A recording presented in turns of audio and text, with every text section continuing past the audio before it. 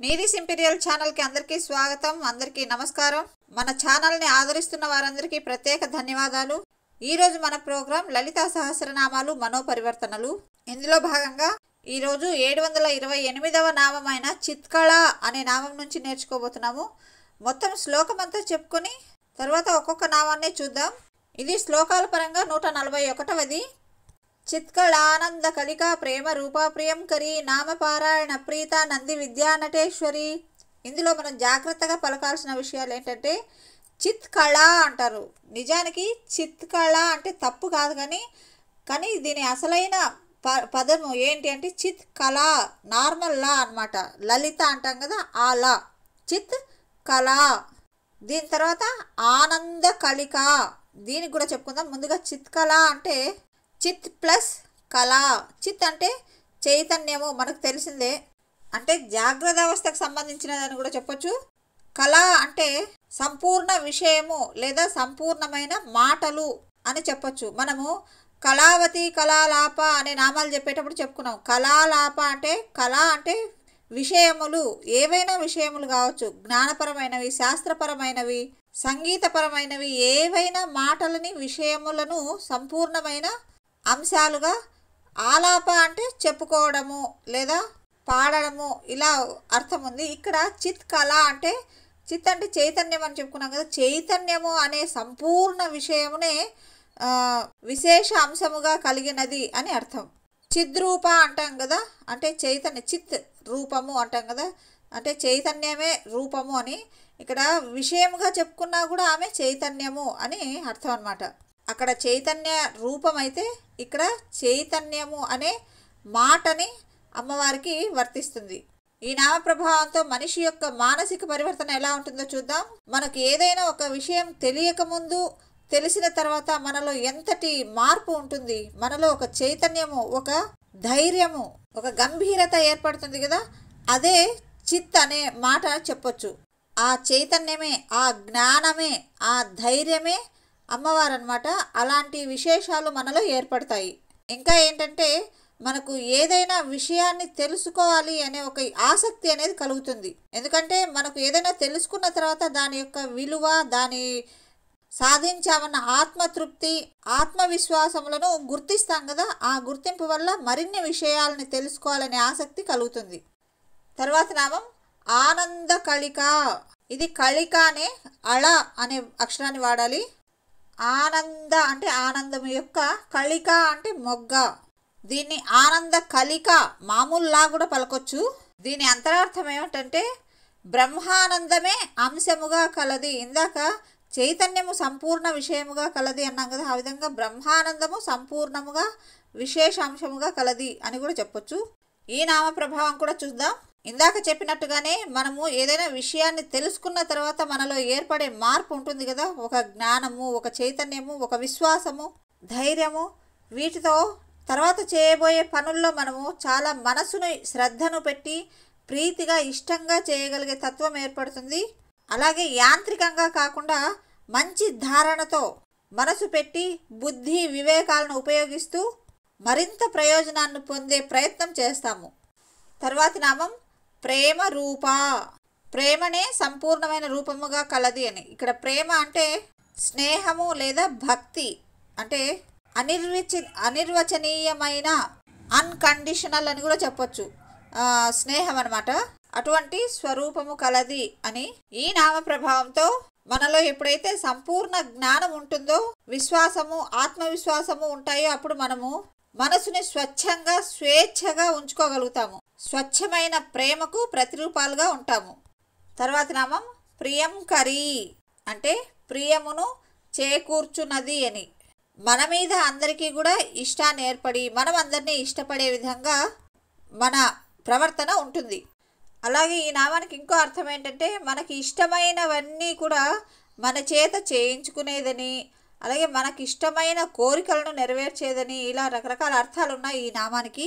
ఈ నామ ప్రభావంతో మనలో శాశ్వతమైన, ఇష్టమైన భక్తిని, ప్రేమను కలిగి ఉంటాము. కష్టమైన పనులను కూడా చాలా ఇష్టమైన మనసుతో సులభంగా సాధ్యము అయ్యేలా ఒక శ్రద్ధను కనబరుస్తాము. తర్వాతి నామం నామపారాయణ ప్రీత. ఇది చాలా ముఖ్యమైనది. అంటే అమ్మవారి యొక్క నామాల ఫలశ్రుతి అనుకోండి ఇది. అంటే తన నామములను ఎవరైతే పారాయణం చేస్తారో ఆ పారాయణం చేయటం చేత ప్రీతి చెందునది అని, ఆ పారాయణం చేసే వారి పట్ల ఇష్టము కలది అని. అమ్మవారే కాదు, వేదాల్లో పురాణాల్లో ఏ దేవుడైనా తనకు ఆడంబరంగా బాహ్యాడంబరాలతో పూజ చేయమని, పశువులను లేదా గొప్ప గొప్ప విషయాలని, గొప్ప గొప్ప వంటకాలని నైవేద్యంగా ఇవ్వమని ఎక్కడా చెప్పలేదన్నమాట. భక్తిగా ప్రీతిగా నామపారాయణ చేస్తే చాలు, అన్ని పూజల కంటే చక్కగా ఎక్కువగా ప్రీతి చెంది కోరిన కోరికలు నెరవేరుస్తాను అని అమ్మవారు సాక్షాత్తు తానే స్వయంగా వసిన్యాది వాగ్దేవతల సమక్షంలో వారి సాక్షిగా ఒక మాట ఇచ్చిందనమాట. ఇవన్నీ మనము ఉపోద్ఘాతంలోనూ ఫలశ్రుతిలోనూ చూస్తాము లలితా సహస్రనామాలు చదివే ముందు. వీలైతే నేను మన ఛానల్లో ఈ ఉపోద్ఘాతాన్ని ఫలశ్రుతిని తెలుగులో వివరంగా చెప్పినాను. ముందు తాత్పర్యాన్ని చక్కగా తెలుగులో మాత్రమే చెప్పి ఆ తర్వాత శ్లోకాలు కూడా చెప్పినాను. వీలైతే వినండి. హయగ్రీవ అగస్త్య సంవాదము అనే టైటిల్తో ఉంటుంది. లలితా సహస్రనామాలను ఎలా చదవాలి, ఎవరు చదవాలి, ఎప్పుడు చదవాలి, చదివితే ప్రయోజనం ఏంటి, ఇవన్నీ కూడా చక్కగా ఉన్నాయి. సర్వశాస్త్రాలను కూడా ఇముడ్చుకొని ఉన్న ఈ లలితా సహస్రనామాలని చదివితే మన మానసికంగా వ్యక్తిత్వంలోనూ మన కుటుంబపరమైన స్థాయిలోని ప్రగతిని చక్కగా గమనించగలుగుతాము. కాబట్టి ఈ నామము చాలా ఉత్తమమైనది. నామపారాయణ ప్రీత అన్నప్పుడే మనము ఇంకా ఏమి అయ్యో నాకు స్తోత్రాలు రావే, నాకు సంస్కృతం రాదే, నా దగ్గర ఏ పుస్తకాలు ఏమీ లేవే అని భయపడాల్సిన పని లేదు.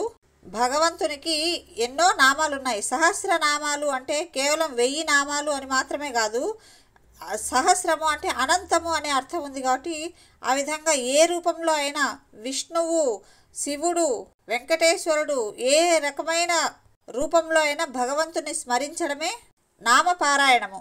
అటువంటి ఒక గొప్ప వెసులుబాటు ఉంది మనకి. కానీ దేవుడే ఒక మాట అన్నాడనమాట. దేవుడు అంటే ఇక్కడ నా ఉద్దేశము లలితా సహస్రనామాల్లో చెప్పబడి ఉంది ఒక మాట. ఏంటంటే ఎవరైతే గత జన్మలలో విష్ణువు, శివుడు మొదలైన దేవతల్ని స్మరించి ఉంటారో, వారి ప్రీతిని ఆర్జించి ఉంటారో వారికి మాత్రమే లలితా సహస్రనామాలు చదివే అర్హత ఏర్పడుతుంది అని చెప్పి అన్నారు. అంటే లలితా సహస్రనామాలు చదివారు అంటే ఇక నెక్స్ట్ జన్మ అనేది ఉండదు అని దాంట్లో చెప్పబడి ఉంది. కాబట్టి ప్రతి ఒక్కరూ లలితా సహస్రనామాలు చదవగలుగుతున్నారు అంటే ఇక జన్మ ధన్యమైనట్టే. ఇంతగా చెప్పుకున్న తర్వాత మనిషి మానసిక పరిస్థితిలో ఎటువంటి మార్పు వస్తుంది అనేది ప్రత్యేకంగా చెప్పక్కర్లేదు. తర్వాత నామంలోకి వెళ్ళిపోదాం. నంది విద్య. నంది విద్య అంటే నందీశ్వరుని చేత ఉద్ధరింపబడిన విద్య అన్నమాట. అమ్మవారిని తెలుసుకోవాలంటే ఉన్న ఎన్నో రకమైన విద్యలలో అంటే భాను విద్య, చంద్రు విద్య, మణి విద్య, ఇట్లా మను విద్య ఇట్లా అంటారు కదా, వాటిల్లో నంది విద్య కూడా ఒకటి. అటువంటి విద్యా స్వరూపిణి అని. ఈ నామ ప్రభావంతో ఏంటంటే మనలోని ప్రతి మాట, ప్రతి కదలిక, ప్రతి నడత మొదలైనవన్నీ కూడా ఒక శృతిని, లయను కూడగట్టుకొని ప్రకటితమవుతాయన్నమాట. ఒక లయబద్ధమైన విద్య అనేది మనలో ఏర్పడుతుంది. తర్వాత నామం నటేశ్వరి. నటించుటకు ప్రపంచ అధినాధురాలు అని, అంటే నట ప్రక్రియకు ఈశ్వరి అని. ఇక్కడ నటన అంటే కేవలం ఏదో ఒక స్టేజ్ మీద వేసే డ్రామా లాంటిది కాదు. మనలో జరిగే జీవక్రియలు, మన ఆలోచనలు, మన మాటలు, మన కదలిక, ప్రవర్తన ఇవన్నీ కూడా ఒక నటన అని చెప్పాలన్నమాట. వీటన్నిటికీ కూడా ఈశ్వరి. ఈ మనలో జరిగే అన్ని ప్రక్రియలకు ఆమె ఈశ్వరి అని. వ్యక్తిగతంగా మనమే కాకుండా ఈ బ్రహ్మాండాలన్నిటికీ కూడా వాటి వాటి ప్రవర్తనలకి ఈమె ఈశ్వరి అని. సూత్రధారి, ప్రధాన సూత్రధారి అని చెప్పొచ్చు. అలాగే నటరాజస్వామికి ఈశ్వరి అని కూడా చెప్పొచ్చు. అంటే నటరాజస్వామి యొక్క భార్యగా చెప్పొచ్చు. ఈ నామ ప్రభావంతో ఏంటంటే మనలో ఒక దైవత్వము అనేది ఏర్పడుతుంది. అంటే మానవత్వానికి మించిన ఒక శక్తి అనేది మనలో ఏర్పడుతుంది అనమాట. ఒక తత్వము అలవడుతుంది. ఏంటి అంటే ఏదైనా అనుకోని పరిస్థితులు ఏర్పడినప్పుడు, అసంబద్ధమైన పరిస్థితులు ఏర్పడినప్పుడు కొంతమంది కంగారు పడిపోయి తమలోని మానవత్వం కంటే తక్కువైన రాక్షసత్వాన్ని ఇలాంటి వాటిని ప్రదర్శిస్తారు. అటువంటి లక్షణాలను తొలగించుకొని మానవత్వం కంటే ఉన్నతంగా ఆలోచించే ఒక స్థాయికి మనం చేరుకోగలుగుతాము. ఇది 141వ శ్లోకంలోనివి అయిపోయినాయి. ఇప్పుడు 142వ శ్లోకంలోని మిథ్యా జగదధిష్టాన ముక్తిద ముక్తిరూపిణి లాస్యప్రియ లయకరి లజ్జ రంభాదివందిత ఈ నామాల గురించి చెప్పుకుందాం. ముందుగా మిథ్యా జగదధిష్టాన అంటే మిథ్య అయిన ఈ జగత్తుకు అధిష్టాన కారణమై ఉన్నది అని. బ్రహ్మ సత్యం జగన్ మిథ్య అంటారు కదా. మిథ్య అంటే మనకు కనిపిస్తున్నట్టుగా కాకుండా మరోలా ఉండేది అని. అంటే ఈ జగత్ అనేది ఉంది కానీ మనకు కనిపిస్తున్నట్టుగా కాకుండా మరోలా ఉంది. ఆ మరోలాగా గోచరించడమే మిథ్య. అటువంటి మిథ్యను అధిష్ఠించి ఉండే దేవత అని. ఈ నామ ప్రభావంతో మనకు కనిపిస్తున్న వాటికి ఆకర్షించి ప్రమాదాల్లో చిక్కుకోకుండా వాటిని గురించి కాసేపు ఆలోచించే తత్వం ఏర్పడుతుంది. అలా మనల్ని మనం ఉద్ధరించుకోగలిగే ఒక జాగ్రత్తను అలవాటు చేసుకుంటాం. తర్వాతి నామం ముక్తిదా. ముక్తి అంటే మోక్షము కదా. ఈ విధంగా మోక్షమును ఇచ్చునది అని అర్థము. ప్రమాదకరమైన వాటి నుంచి బయటపడడమే కదా మోక్షము. మన ఈ జీవితం అంతా ప్రమాదాలమయం. ఎప్పుడు ఏ వైపు నుంచి ఎటువంటి సమస్యలు ప్రమాదాలు ఎదుర్కోవాల్సి వస్తుందో తెలియని ఒక వలయం కదా. ఈ వలయాల నుంచి బయటపడడమే మోక్షము. అటువంటి మోక్షాన్ని ఇచ్చునది అని అర్థము. ఈ నామంతో మనలోని అనుభవాల ద్వారా మనలోని జ్ఞానం ద్వారా సత్యాన్ని గమనిస్తూ జాగ్రత్తగా ప్రమాదాల వలయాల్లో భ్రమల్లో పడకుండా నేర్పుగా జీవించడం నేర్చుకుంటాము. తర్వాతి నామం ముక్తి రూపిణి అంటే ముక్తిని ఇచ్చునది అమ్మవారు అని చెప్పన్నాం కదా. మరి ముక్తి అంటే ఎలా ఉంటుందని అంటే ఆ ముక్తి రూపమే అమ్మవారు అని అంటున్నారు. మోక్షము అనేది కూడా అమూర్తమైనది కాబట్టి అమూర్తమైన అంశాలలో అమ్మవారు ఎలా ఉంటుందో ఆ విధంగా ముక్తి అనే అమూర్తమైన విషయం కూడా అమ్మవారి స్వరూపంగా చెప్తున్నారు. మనము నిత్యము స్వేచ్ఛగా బ్రతకడానికి ప్రయత్నం చేస్తాము. అంటే ఏదైనా ప్రమాదాల్లో చిక్కుకొనే ఆ మార్గం వైపు వెళ్లకుండా విచక్షణతో ప్రవర్తిస్తూ తాను ఉన్న చోటనే సంపూర్ణమైన స్వేచ్ఛతో జీవించాలి అనే ఒక తత్వాన్ని ఏర్పరచుకుంటాము. తర్వాత నామం లాస్యప్రియ. లాస్యము అనే నాట్యమునందు ఇష్టముగా కలది అని అర్థం. లాస్యము అంటే శివపార్వతులు ఇద్దరూ నాట్యం చేసేటప్పుడు శివుడు చేసే నాట్యాన్ని తాండవము అంటారు, అమ్మవారు చేసే నాట్యాన్ని లాస్యము అంటారు. రెండు ఒకటే అయినా ఏంటి తేడా అంటే లాస్యములో కొంత సుకుమారత్వము కోమలత్వము ఉంటుంది. తాండవము అనేది కొంచెం కఠినంగా ఉంటుంది. ఆ విధంగా కోమలమైన సుకుమారమైన నృత్యాన్ని చేయడంలో ప్రీతి కలది కాబట్టి అమ్మవారికి లాస్యప్రియ అనే పేరు వచ్చింది. ఈ నామ ప్రభావం ఏంటంటే మన జీవితానికి ఒక సౌందర్యాన్ని, ఒక సుకుమారత్వాన్ని, కోమలత్వాన్ని ఆపాదించుకుంటాం. అంటే కఠినమైన ప్రవర్తన లేకుండా, అంటే మన జీవితంలో గాంభీర్యానికి ఏమాత్రం తక్కువ కాకుండా, ప్రయాణించే వేగంలో ఏమాత్రము తక్కువ లేకుండా మంచి ప్రణాళికలతో జీవిస్తున్నా కావలసినంత కొంత కోమలత్వాన్ని ఆపాదించుకునే ప్రయత్నం చేస్తాము. తర్వాతి నామం లయకరి అంటే లీనము చేసుకొనున్నది. లయము అంటే లీనమైపోవడం. దీంట్లో రెండు అర్థాలు ఏంటంటే, ఒకటి తనలో లీనము చేసుకున్నది అనేది, ఇంకొకటి మనము చేసే పనులను మన ద్వారా లయం చేయించున్నది అని అర్థము. సృష్టి స్థితి లయాలు తానే చేస్తున్నా మనల్ని సాధనాలుగా చేసి మన చేత వాటిని చేయించేది అని అర్థం. మనలో వచ్చే మార్పు ఏంటంటే మనం చేస్తున్న పనులన్నీ లయబద్ధంగా ఉంటాయి కదా. ఆ నాణ్యత, ఆ కోమలత్వము అనేది నిత్యము ఉండేలా ప్రయత్నం చేస్తాము. అంటే పూర్తిగా అందులోనే లీనమైపోయి పని పూర్తి చేసే వరకు కూడా ప్రతి క్షణము ఆ పనులలోని సౌందర్యము తగ్గకుండా ఉండేలా జాగ్రత్తగా ఉంటాము. తర్వాత నామం లజ్జ.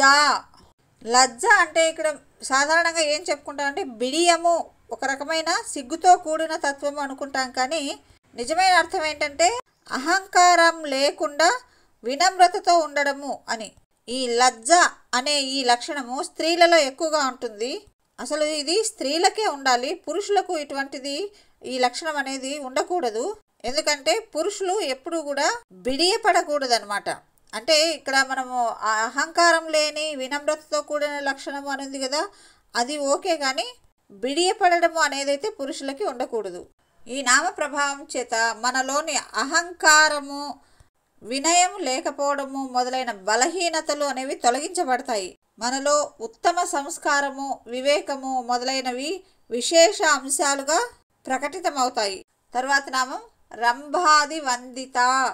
రంభ ఆది అంటే రంభ మొదలైన అప్సర స్త్రీల చేత పూజింపబడునది అని అర్థము. రంభ అనే పదానికి అర్థాన్ని ఒక చోట నేను చదివాను, చాలా చక్కగా ఉంటుంది. అది ఆధ్యాత్మిక పరమైన విశేషాన్ని కలిగి ఉంటుంది. అలాగే రంభ గర్వభంగం కూడా ఉంటుంది. ఒక చోట నేను చదివాను. అత్యంత కాంతులు గలది అట రంభ.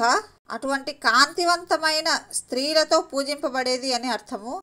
ఈ నామ ప్రభావంతో మనలో కొన్ని శాస్త్రాల పట్ల చాలా చక్కని ఆసక్తి అనేది ఏర్పడుతుంది. అంటే సంగీత శాస్త్రము, నాట్య శాస్త్రము మొదలైన కొన్ని దైవత్వంతో కూడిన శాస్త్రాల మీద ఒక ఆసక్తి అనేది ఏర్పడుతుంది. అన్ని శాస్త్రాలు దైవ సంబంధమే అయినప్పటికీ కొన్ని భగవంతునికి మరింత దగ్గరగా, అంటే మనల్ని ఆధ్యాత్మికత వైపు తీసుకెళ్లే శాస్త్రాలు చాలా ఉంటాయి. వాటి మీద ఎక్కువ ఆసక్తి కలుగుతుంది. వాటి వల్ల లౌకిక విషయవాంఛల పట్ల ఆసక్తిని తగ్గి ప్రశాంతమైన జీవితాన్ని గడపగలుగుతాము. అందుకే మనకు చిన్నప్పటి నుంచి లలిత కళలు నేర్పుతూ ఉంటారు. అవి జీవితానికి ప్రశాంతతనిస్తాయన్నమాట. ఇవి ఈరోజు మనం చెప్పుకున్న లలితా సహస్రనామాల్లోనే కొన్ని నామాలు. తర్వాతి వీడియోల్లో మరికొన్ని నామాలను చెప్పుకుందాం. ఇవన్నీ నచ్చి ఉంటే తప్పకుండా లైక్ చేయండి. Thank you. Have a nice day. మీరు కొత్త వారైతే సబ్స్క్రైబ్ చేసుకోండి. ఇంకా మీకు తెలిసిన వారి చేత సబ్స్క్రైబ్ చేసుకోవడానికి రికమెండ్ చేయండి. ధన్యవాదాలు.